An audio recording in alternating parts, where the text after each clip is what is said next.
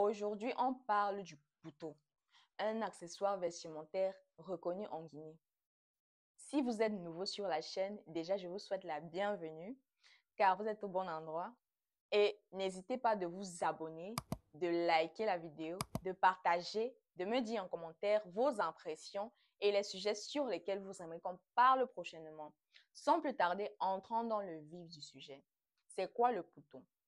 Poutourou ou pouto est un bonnet emblématique traditionnel du Fouta Djallon, une région située en Guinée. Ce bonnet traditionnel symbolise l'identité culturelle des Peuls.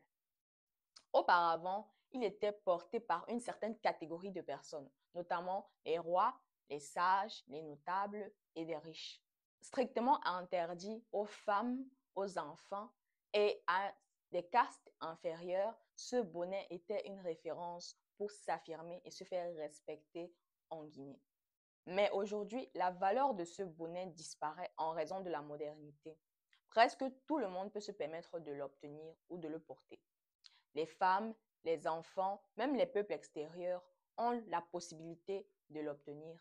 Les peuples extérieurs ont la possibilité de l'obtenir sous forme de cadeau, la plupart des cas. Et les créateurs essaient de l'adapter au modernisme. On va voir certains créateurs, comme les femmes, l'adapter sous forme de chapeau, non plus sous forme de bonnet. Son authenticité est encore reconnue par ses connaisseurs, ces artisans qui fabriquent ce bonnet en main à partir du fil et de l'aiguille. Sa conception peut durer jusqu'à 1 mois, minimum 5 jours pour les plus rapides. Et je mettrai les photos que vous pourriez voir.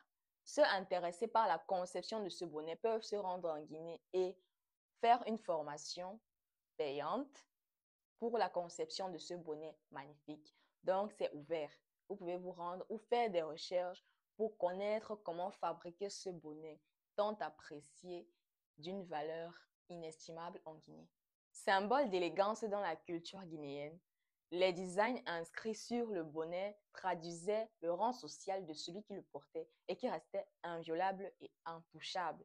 D'après certaines sources, son histoire remonte à la création de l'État théocratique musulman du Fouta Djallon après la bataille de Talanzan vers 1725. Ce bonnet apparaît donc comme un signe distinctif et identitaire des élites dirigeantes issues de la création de l'État théocratique du Fouta Djallon après la bataille. Ce bonnet n'est donc pas perçu comme un simple accessoire vestimentaire. Il reste et demeurera toute une histoire. Que pensez-vous donc de cette modernisation qui est arrivée et a arraché cette valeur qu'a le pouto?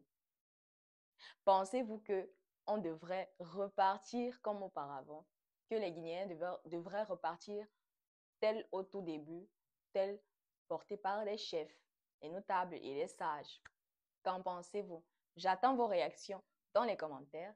Merci d'avoir regardé cette vidéo jusqu'à la fin et on se dit à très bientôt pour une nouvelle vidéo. N'oubliez pas, on reste connecté.